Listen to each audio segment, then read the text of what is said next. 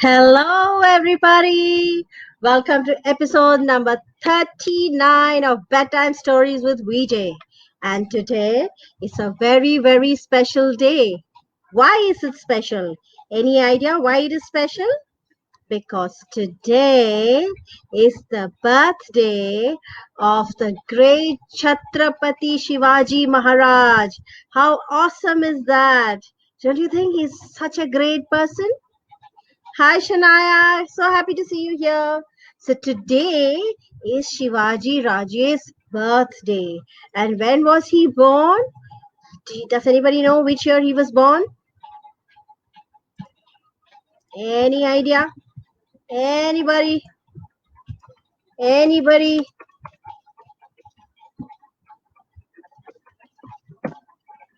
I want answers. Shivaji Maharaj was born on 19th February, that is today, in the year 1630. Wow. And he was a great, great, great king. He was a great Maratha warrior. And the whole of Maharashtra celebrates Shivaji Raje. There are so many forts that belong to Shivaji Raje all across Maharashtra. I don't know how many of you have visited the forts of Shivaji Raje, but you must, because all these forts have so much of history in them, so many things to learn and see and read about. All right, so today, of all the great stories of Shivaji, I'm going to pick up one great story, and this is the story of how he used his intelligence, he used his wit, and he killed the cruel and evil Afzal Khan. All right, so let us start the story. And before we start, let me stop the sharing and let me see. There are not many children here. No problem. We will start the story anyways without them. All right.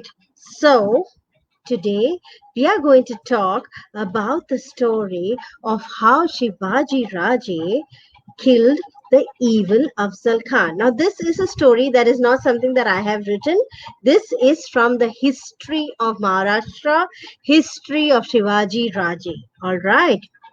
So, Shivaji Raje was born in the hill fort of Shivneri near the city of Junnar in what is now in Pune district. So now if you go to Pune, you will be able to find the place Junnar and Shivneri fort is still there. Of course, it's pretty, not as strong or reinforced as it was when Shivaji Raje was there, but the fort is still there. So you must make it a point to go there.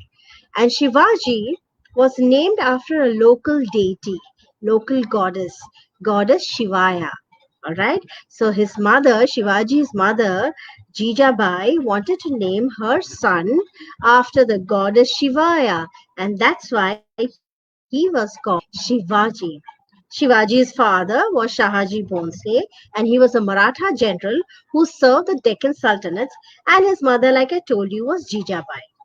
At the time of Shivaji's birth, the power in Deccan was shared by three Islamic sultanates, that is Bijapur, Ahmednagar, and Golconda. Now, we don't need to know all about that because today's story is about how Shivaji defeated and used his smartness to kill Afzal Khan. So in 1645, in the year 1645, when Shivaji was just 15 years old, he persuaded Inayat Khan, the Bijapur commander of the Torna fort, to hand over possession of the fort to him. And from 1649 to 1655, Shivaji took a break from all the conquers that he was doing, from all the all the forts that he was conquering, and he silently sat and looked at, he tried to look at what he had, what he could do, how he could defeat the Mughal sultans, and he sat and planned and thought and strategized and all of that. And his father, Shahaji, had been imprisoned by Baji Ghorpade under the orders of the Bijapur ruler. Finally, Shahaji was released in 1649. Once Shivaji's father was released, Shivaji resumed raiding. He would go attack forts, he would try and defeat the Mughals, and he would capture their forts. And he would set up his base in different places. The more forts he had, the stronger he became, and the more followers he got. So he was sure if he had enough and more followers, he would be able to defeat the Mughals. That is how smart he was. Remember, he was only 15 or 16 years old at that time. He was only a teenager, but his mind was very sharp. And every time he had to conquer a fort or a princely state, he would use different tactics to get it. Either he would go into war with them, or he would talk to the village elders, and he would convince them to come to him, and then he would get the rulers to come to him, or he would marry the daughters of those rulers. It was allowed at that time. Child marriage was allowed at that time. Now it is not. Now, Adil Shah, the Mughal emperor, was very angry. He was getting very angry that all of his princely estates were being taken away by Shivaji. And in the year 1657, he sent, who did he send?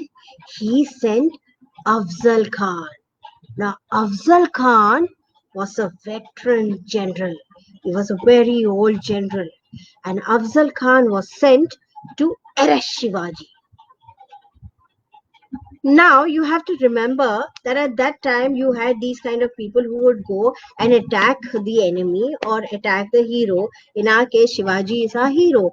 So these people would come, the villains, these people are the villains. They would come and attack, and they were planning to arrest Shivaji and take him and put him behind bars.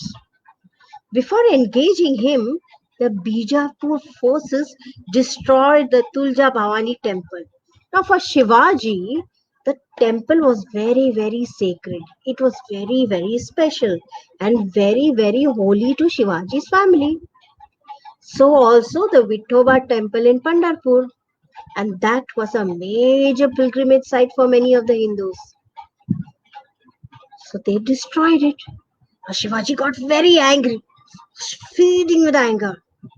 But Shivaji was intelligent. He was smart. What could he have done? As soon as what do we do when we hear that somebody has broken our toy? What do? We immediately get up in anger and we go and fight with those people, right? And when we do that in anger, we are not able to do what we want to do. What did we want to do? We wanted to tell the person that what he did was wrong and he shouldn't have done it.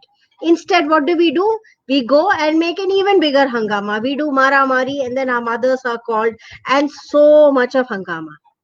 Shivaji did not do that. He stayed silent, he thought, and then he slowly retreated to Pratapgarh fort. All his friends came and told him, Shivaji, you surrender. You know, Afzal Khan and Adil Shah are out here to kill you, and they will kill you. If they capture you, they will kill you. So you surrender. You surrender, because if you surrender in front of everybody, they will not be able to do anything. But Shivaji would not surrender. Shivaji was a proud Raje. He was a very proud Maratha. A Maratha never gives up so easily. So, Shivaji Raje's forces and Afzal Khan and his forces got into a fight. The two forces fought and they found themselves as a stalemate. Where Shivaji was unable to break the siege, while Afzal Khan, even though he had a powerful cavalry, even though he had a powerful army, he did not have the right equipment, the right guns or ships to take control of the fort. So they fought for over 2 months. After 2 months, Afzal Khan said, this is not working. Now, Afzal Khan was also a very smart man. He was a very cunning man also. तो कोई भी तरकीब निकाल के he wanted to defeat Shivaji and capture him. So after 2 months of fighting like this, he sent an envoy. He sent somebody to Shivaji. And he said, okay, you are not winning. I am not winning. We are only wasting our army strength and all our weapons in fighting with each other. So what we will do is, let us both meet somewhere outside the fort and let us discuss this. Like two smart people, let us just sit and discuss this. Now Shivaji was also smart. So Shivaji said, okay, I will come and meet you. But I have a condition. You will come without your weapons. I will also come and meet you without my weapons. I will bring one person, one soldier with me. You will bring one soldier with you. And we will bring one person each who can sit with us and discuss. So Afzal Khan said, ha, theek hai. We can do that. So on November 10th, 1659, the two, that is Shivaji Raje and Afzal Khan, met in a hut at the foothills of Pratapgarh. A tent was set up. Afzal Khan came and sat in the tent while Shivaji came down from Pratapgarh fort. The arrangements were such that each would come with only one armed soldier and one attendant or follower. So Shivaji brought with him Jiva Mahala, whereas Afzal Khan got Sayyid Banda, and they had Shivaji had Panditji Gopinath, while Afzal Khan had Krishnaji Bhaskar as the two mediators, two people who would discuss and talk about this and ensure that there was no fight that would happen. Now, what is important to remember here is that Afzal Khan was a huge man. He was like the Hulk. He was 6 feet, actually, he was 7 feet, I think. He was a very, very tall man. He had huge shoulders and he had a big chest. And he was a very evil man. Shivaji Raje was a small man. He was barely 5 feet 6 inches. He was petite. He was like a regular person from Maharashtra. So everybody told Shivaji that you're going to meet this man who's so huge, he can just catch you and kill you. And you're not even carrying a sword.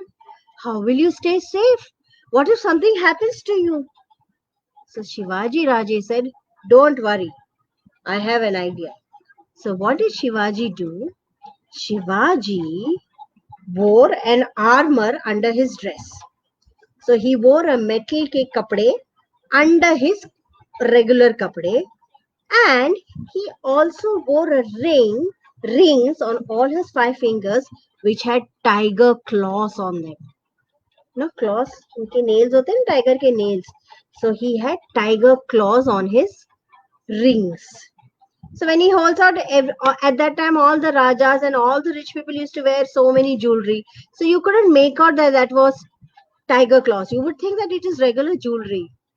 And then Shivaji Raje and Afzal Khan met in that hut. Everybody had told Shivaji, Afzal Khan has a very, very bad habit. Whenever he calls people to meet him, he ensures that he kills them. So please be very, very safe. But our Shivaji Raje was not scared.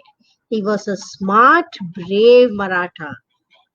So when he met Afzal Khan, as usual, like the Mughal custom, extended his arms to hug Shivaji. And you know what he did?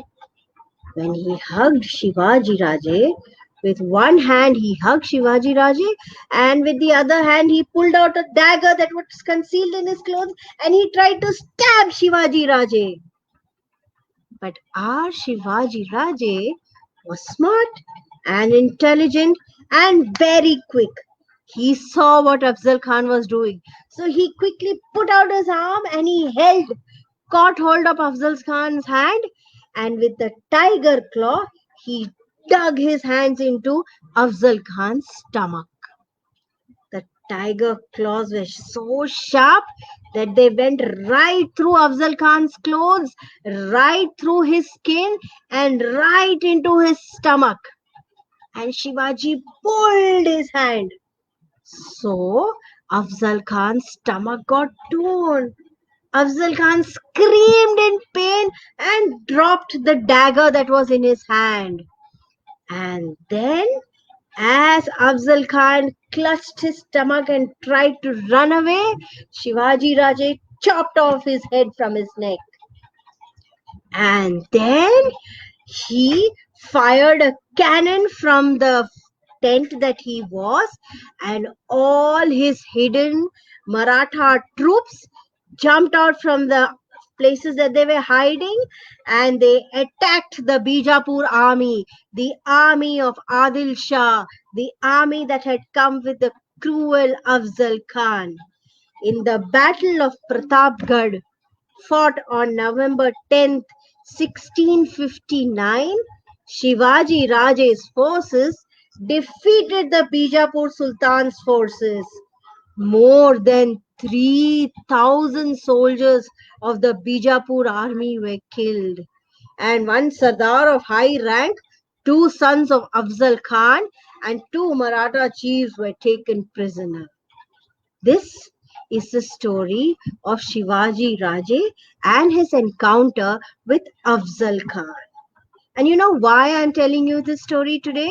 I'm telling you this story today because today is Shivaji Raje's birthday, and Shivaji Raje is the greatest of all Marathas known to us in India and world over.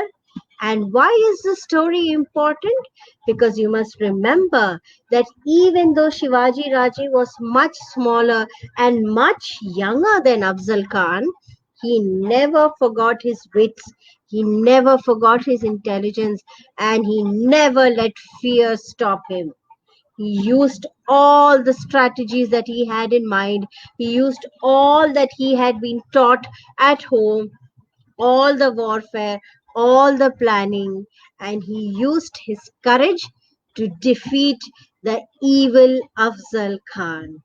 So, you, my children, must always remember that your size doesn't matter. You could be small and petite, but if somebody big, some big child comes and bullies you or tries to scare you or frighten you, you must not be frightened. You must stand strong and tell them that I belong to the land of the Marathas and I will not let anybody bully me. You can either talk to the bully or you can go and tell your parents about it. But never let a bully make you feel small or insignificant or chotu sa or useless. You are a great, great, great individual and you are a very, very special child. You have your own good qualities and you must use those good qualities. All right. With that, I end tonight's episode of Bedtime Stories with VJ. Who's VJ? I'm VJ. And VJ brings to you stories that are from history, stories that are inspired by true life incidents, stories that are true to life, stories that try to teach you children some amount of courage, imagination, love, empathy, sympathy, and all the good values that your parents are teaching you at home. I'm doing that through storytelling. So, with that, I end tonight's episode and I will see you again on Monday. Till then, take care. Have a great weekend. Sleep tight. Don't let the bugs bite. Good night. Bye bye.